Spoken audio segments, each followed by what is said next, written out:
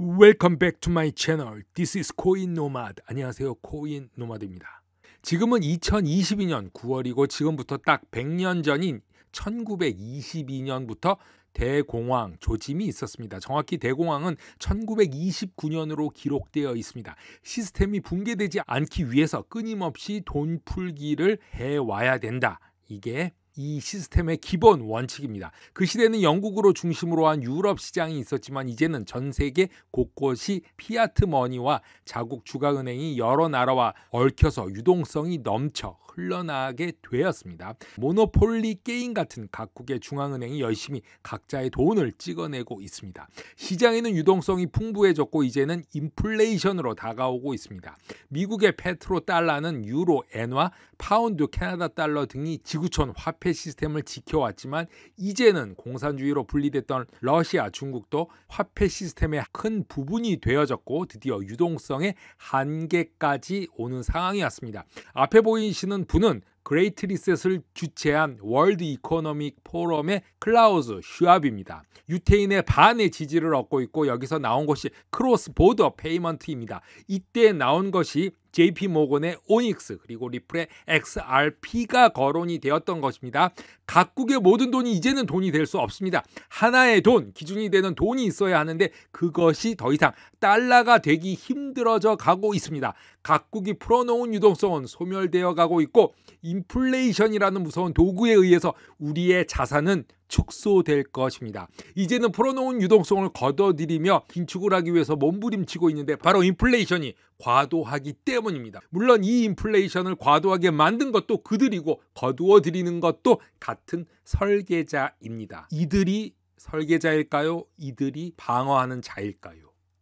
암호화폐 분석회사 센티멘트는 시총 6번째로 큰 암호화폐 자산인 XRP의 상승 궤적이 계속됨에 따라 비트코인을 능가하고 있다고 말하고 있습니다. 이더리움이 상승을 몇 달 동안 주도했는데 XRP가 과연 주도할 수 있을지 한번 지켜보겠는데요. 센티멘트가 올린 차트는 바로 상어와 고래의 주소입니다. 1밀리언에서 10밀리언 XRP를 가지고 있고 이거는 10밀리언 이상의 XRP를 가지고 있다는데 한번 보시면은 이건 지속적으로 증가하고 이건 지속적으로 감소하고 있습니다. 작은 고래들은 지금 매집하고 큰 고래들은 조금씩 팔고 있다. 결론적으로 이거는 상승 패턴에서 나타나는 건데 분석회사는 크립토 고래가 XRP를 축적함에 따라 XRP 비트코인 쌍차트가 2021년 9월의 마지막 가격까지 도달했다고 말합니다. XRP의 가격 급등은 2020년 12월부터 시작된 미국 증권거래위원회가 리플을 상대로 한 소송에 대한 잠재적인 해결에 대한 희망으로 발생되었고 XRP 비트코인 가격 비율은 SEC와 리플의 잠재적인 합의에 대한 지속적인 낙관론에 인해서 1년 최고치를 기록하고 있습니다. 보시면은 100만에서 1000만 XRP를 고래한 주소의 수는 누적 패턴으로 계속 올라가고 있고 그 이상은 약간 좀 줄어들고 있습니다.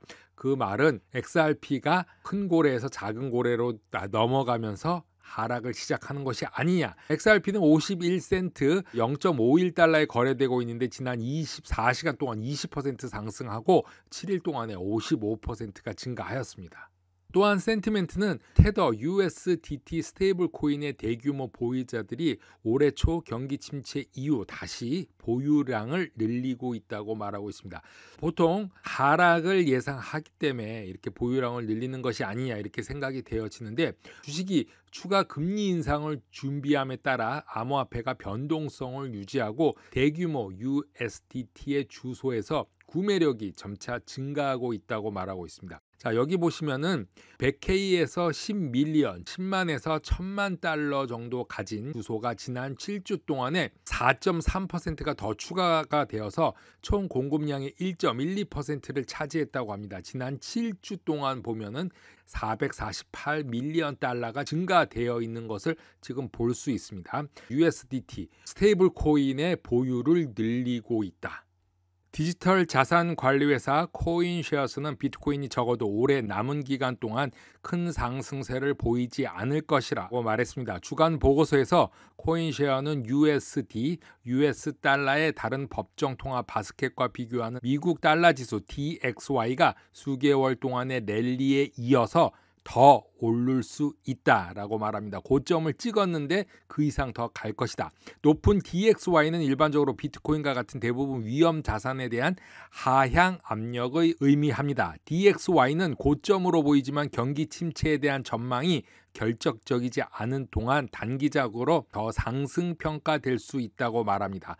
통화 정책 최종 금리 컨센서스에 따르면 주요 거래 상대국에 대한 정점을 찍기 전에 미국에서 정점을 찍을 것으로 보이며, 이는 미국의 약한 경제 데이터 가능성과 함께 연말쯤 DXY가 정점을 찍을 가능성이 있음을 시사하는 것입니다. 자, 이 말은 연말까지 $1 환율도 1,400원을 넘었는데 연말에는 10월, 12월까지 1,500원도 넘을 수 있다는 이런 얘기입니다. 미국 DXY 달러 인덱스는 전고점을 찍고 계속 올라가고 있기 때문이죠. 비트코인 가격은 DXY와 매우 반비례하기 때문에 거시경제 데이터가 예기치 않게 악화되지 않는 한 올해 코인 가격은 크게 상승하지 않을 것이라고 말합니다. 연준의 매파적 통화 정책이 조만간 반전될 가능성이 낮기 때문에 비트코인의 추가 하락 소지가 있다고 말합니다. 비트코인뿐만이 아니라 미국 주식 그리고 다른 나라 모든 주식도 하락할 소지가 있는 것이죠. 적어도 현재로서 미국 연준 페드가 최근 잭슨홀 사건에서 더 많은 사람이 예상했던 것처럼 부드러운 통화 정책 기조로는 나가지 않을 것이 분명해졌고, 미국 달러와 주식 및 비트코인과 같은 금리에 민감한 자산에 즉각적인 영향을 미쳤다고 말합니다. 하지만 앞으로도 조금 더 영향을 미칠 것으로 보는데, 페드의 매파적 접근은 거시경제 데이터에 대한 인식이 정당화될 때까지 비트코인 가격 전망을 계속해서 영향을 미칠 것이라고 말합니다. 즉, 이 영향이라는 것은 하락 영향이겠습니다. 코인 노마드 오늘은 여기까지 하겠습니다. 감사합니다.